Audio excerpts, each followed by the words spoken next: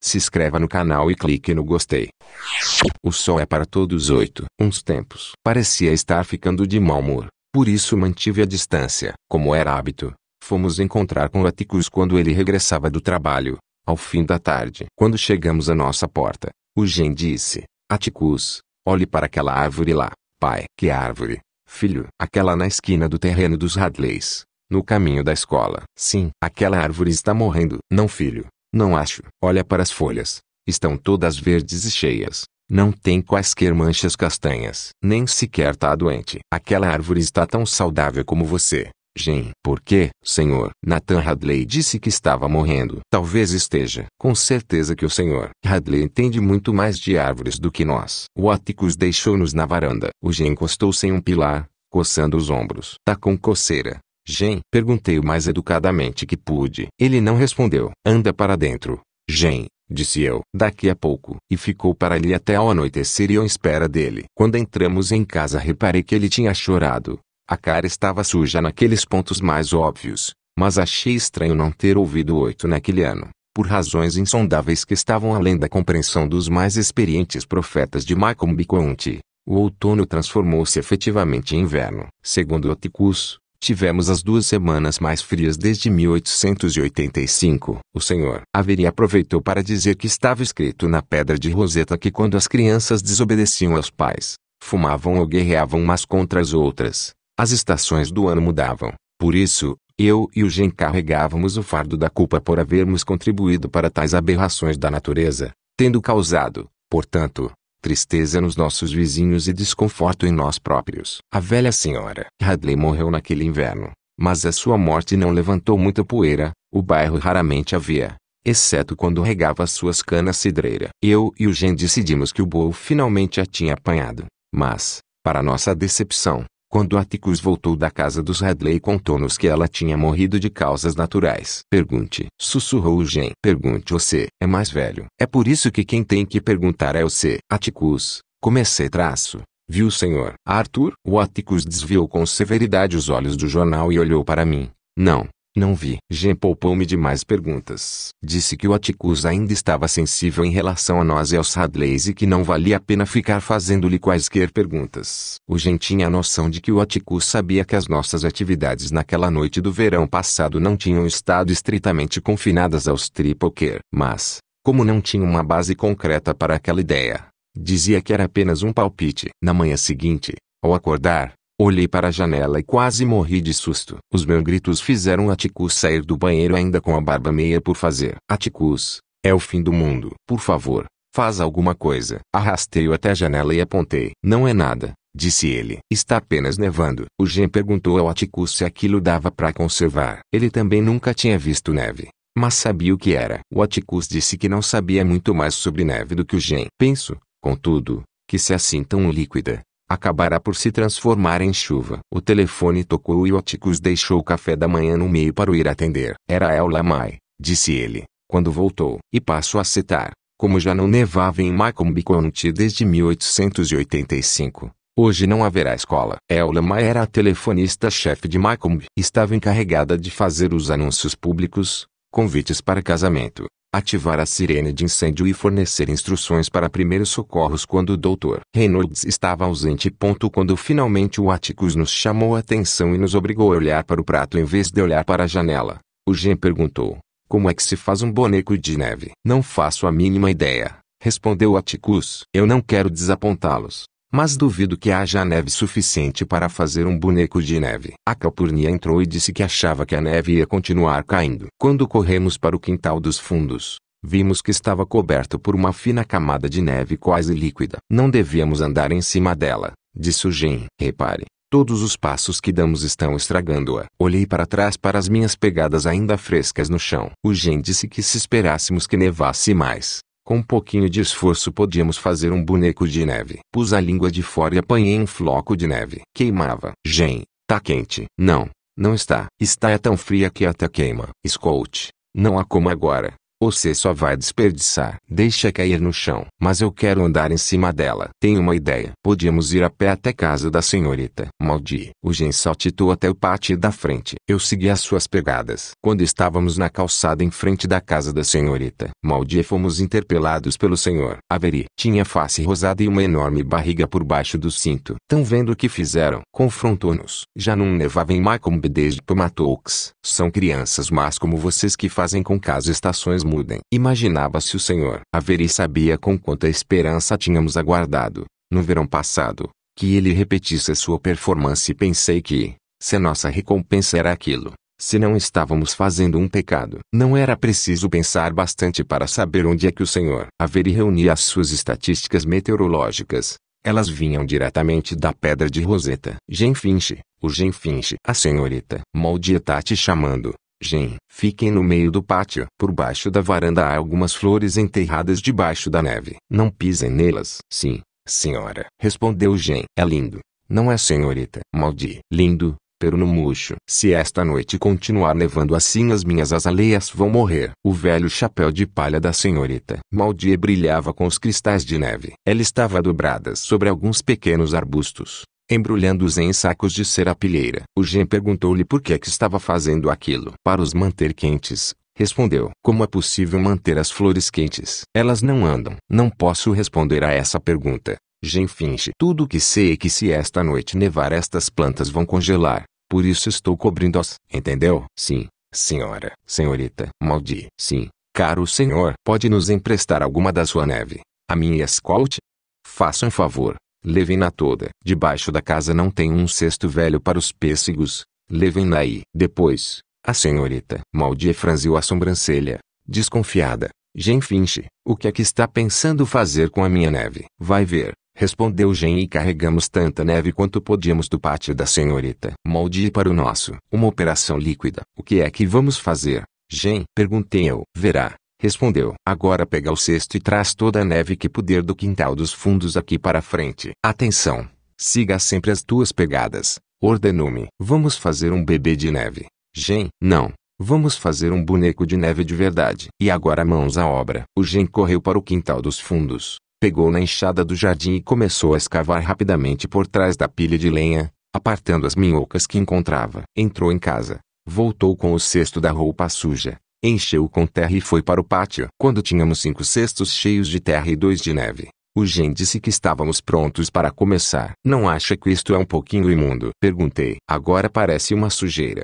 mas depois não, respondeu. O Gen pegou numa mão cheia de terra, juntou-a até fazer um monte e juntou outra e mais outra até construir um tronco. Gen, nunca ouvi falar num boneco de neve negro, disse eu. Não vai ficar negro por muito tempo, retorquiu. Pegou em alguns galhos do pessegueiro do quintal dos fundos, trançou-os e dobrou-os até se tornarem ossos para serem cobertos de terra. Pareca senhorita Stephanie Crawford com as mãos nas cinturas, comentei. Gorduchinha no meio e com os braços pequeninhos. Eu vou fazê-los maiores. O Gen borrifou água para o boneco de lama e acrescentou mais terra. Por um momento pareceu pensativo. Depois moldou uma grande barriga abaixo da linha da cintura. Olhou de relance para mim e os seus olhos cintilavam. O senhor haveria mesmo parecido com um boneco de neve, não é? Pegou em alguma neve e começou a revestir o boneco. Só me deixou cobrir as costas, guardando as partes visíveis para ele. Aos poucos o senhor Avery foi ficando branco, usando tocos de madeira para os olhos,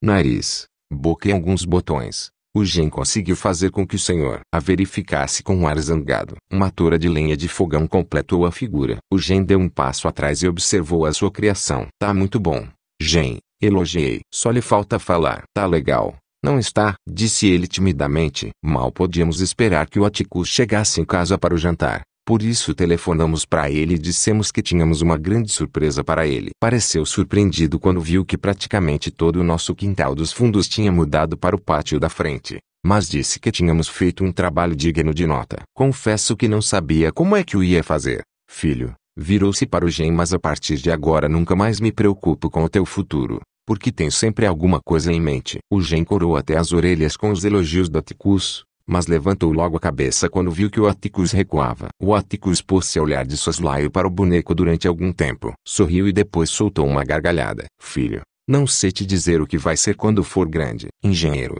advogado ou fotógrafo, acabou de perpetrar aqui um pequeno ato de difamação. Temos de disfarçar este companheiro. O Atticus sugeriu que emagrecêssemos um pouco a parte da frente do boneco, trocássemos o pau de lenha por uma vassoura e lhe colocássemos um avental. O Gen explicou que se fizéssemos, o boneco de neve acabaria por ficar lamacento e assim deixaria de ser um boneco de neve. Não me interessa o que vai fazer, desde que faça alguma coisa, disse o Atticus. Não pode andar por aí fazendo caricaturas dos vizinhos. Não é uma caricatura, defendeu-se o Gen. É apenas parecido com ele. O Sr. Avery pode não pensar da mesma forma. Já sei, disse o Gen. Atravessou a rua correndo.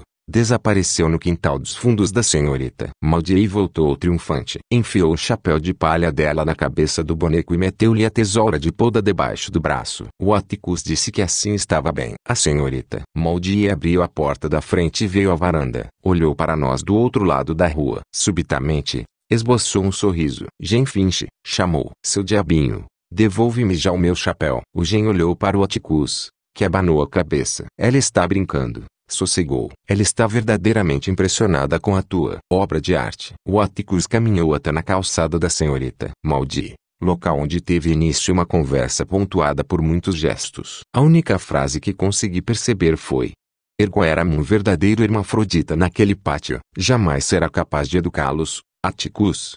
Durante a tarde parou de nevar. A temperatura baixou e, ao anoitecer, as piores previsões do Sr. Avery concretizaram-se. A calpurnia manteve todas as lareiras da casa acesas, mas nós ainda sentíamos um imenso frio. Naquela noite, quando Atticus regressou para a casa, disse que o frio tinha vindo para ficar e perguntou se a calpurnia queria ficar para dormir em nossa casa. A calpurnia olhou para o pé direito alto e para as enormes janelas e disse que se sentiria mais quente e aconchegada na casa dela. Então o Atticus foi levá-la para a casa de carro. Antes de adormecer, o Atticus colocou mais carvão na braseira do meu quarto. Disse que o termômetro marcava 9 graus negativos, que era a noite mais fria de que tinha memória e que, lá fora, o boneco de neve estava congelado. Alguns minutos mais tarde, pareceu-me, fui acordada por alguém me sacudindo. O sobretudo do Atticus estava estendido sobre mim. Já é de manhã? Levante-se, amor. O Atticus estava segurando o meu roupão de banho e um casaco. Veste primeiro o roupão, indicou. Gen estava ao lado do Atticus, despenteado e caindo de sono. Uma mão segurava o sobretudo junto ao pescoço e a outra estava metida no bolso. Parecia estranhamente obeso. Depressa, querida, disse o Atticus. Aqui estão seus sapatos e as meias. Meia estúpida. Calceios. Já é de manhã? Não, mas já passa da 1 da manhã. Vai. Por fim percebi de que havia algo de errado. O que está acontecendo? Naquela altura era desnecessário alguém me explicar. Tal como os pássaros sabem para onde ir quando chove, eu sabia quando acontecia algo de mal na nossa rua. Assustada, ouvia lá fora um inquietante roçar de roupas e o barulho abafado de gente em correria nervosa. Onde é? Na casa da senhorita Maudie, querida, respondeu Atticus com brandura. Da nossa porta da frente víamos as labaredas irrompendo pelas janelas da sala de jantar da senhorita Maudie. Como quer confirmar a nossa visão, a sirene dos bombeiros da cidade fez-se ouvir estridentemente até o topo da escala e depois manteve-se nesse tom, em altos berros. Vai passar? Não vai? Gemeu Gen. Espero que sim, disse o Atticus. Agora ouçam. Os dois desçam a rua e fiquem em frente à casa dos Hadley e mantenham-se fora do caminho. Estão ouvindo? Vejam para que lado o vento está soprando. Está bem? Disse o Gen. Atticus, acha que devemos começar a retirar a mobília? Ainda não, filho. Faz o que te digo. Vão logo. Toma conta da Scout. Ouviu? Não tire os olhos dela. Com um empurrão, o Atticus nos direcionou para o portão da frente da casa dos Hadley. Ficamos vendo a rua repleta de homens e carros enquanto o fogo devorava silenciosamente a casa da senhorita Maudie. Mas por que é que eles não se apressam? Por que é que eles não vêm rápido? Murmurava o Gen. Depois vimos por quê. O velho caminhão dos bombeiros, morto de frio, estava sendo empurrado desde a cidade por uma multidão de homens. Quando os homens ligaram a sua mangueira a uma hidrante, a mangueira arrebentou e a água espalhou-se, inundando o pavimento. Ai meu Deus, Gen. O Gen colocou o braço à minha volta. Calma, Scout, disse ele. Ainda não é hora para preocupações. Eu te digo quando for. Os homens de Macomb, uns mais vestidos, outros menos, Mudaram a mobília da senhorita. Maldi de dentro de casa para o pátio do outro lado da rua. Viu Atticus carregando a pesada cadeira de balanço da senhorita. Maldi e pensei como era sensato da parte dele salvar o objeto que lhe era mais valioso. Às vezes ouvíamos gritos. Depois, apareceu a cara do senhor Avery numa das janelas do primeiro andar. Atirou um colchão para a rua pela janela e começou a atirar a mobília até os homens gritarem: "Sai daí, Dick! As escadas estão quase destruídas." "Saia daí, senhor Avery." O senhor Avery se preparava para sair pela janela. "Escute, ele está encurralado", sussurrou o Gen. "Ai meu Deus!" O senhor Avery estava entalado na janela. Enterrei a minha cabeça debaixo do braço do Gen e só voltei a olhar quando o Gen gritou. Ele se soltou. "Escute, ele tá bem." Olhei para cima e vi o senhor Avery atravessando a varanda do primeiro andar. Passou as pernas por cima do corrimão e preparava-se para descer um pilar quando escorregou. Caiu com um grito e acertou em cheio na cerca viva da senhorita. Maldi. De súbito, reparei que os homens se afastavam da casa da senhorita. Maldi e que estavam agora descendo rua abaixo na nossa direção. Já não carregavam mobília. O fogo consumiu o segundo andar e começava agora a abrir caminho para o telhado. Os caixilhos das janelas eram molduras pretas contrastando com um centro laranja vivo. "Gen, parece uma abóbora." "Escute, olha." Rolos de fumaça saíam da nossa casa e da senhorita. Rachel como nevoeiros sai das margens de um rio. E os homens tentavam tudo para aproximar as mangueiras. Atrás de nós, o carro dos bombeiros de Abbotsville apitou a sirene ao desfazer a curva, parando à frente da nossa casa. "Aquele livro", disse eu. "O quê?" perguntou Gen. "Aquele livro do Tom Swift. Não é meu, é do Jill." "Não se preocupe, escute. Ainda não está na hora de se preocupar", disse o Gen. E depois apontou. "Olhe para lá." O Atticus estava parado, mãos nos bolsos do sobretudo, juntamente com um grupo de vizinhos. Parecia que estava assistindo a um jogo de futebol. A senhorita Maldi estava ao lado dele. "Tá vendo? Ele ainda não está preocupado", disse o Gen. "Mas por que ele não está no telhado de uma das casas?" "É muito velho.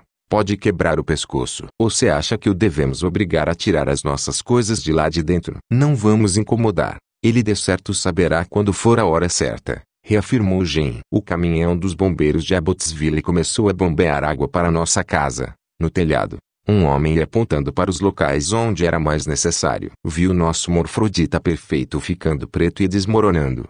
O chapéu de palha da senhorita Maldi permanecia por cima do monte. Só não conseguia ver a sua tesoura de poda. Com o calor que estava entre a nossa casa, a da senhorita Rachel e a da senhorita Maldi, os homens muito que tinham despido os casacos e os roupões. Trabalhavam de pijama ou com as camisas de noite metidas dentro das calças. Mas aos poucos fui percebendo que estava literalmente me congelando naquele local. O Gen tentava me manter quente, mas o braço dele não chegava. Libertei-me dele e pus as mãos nos ombros. Se dançasse um pouquinho, era capaz de sentir os pés. Surgiu outra viatura dos bombeiros e parou em frente da casa da senhorita Stephanie Crawford. Como não havia hidrante para outra mangueira, os homens tentaram molhar a casa dela com extintores. O telhado de zinco da senhorita Maldi ia conseguindo controlar as chamas. Rugindo, a casa desmoronou. O fogo espalhou-se por todo o lado, seguido por um tumulto de homens armados de cobertores que, do topo das casas adjacentes,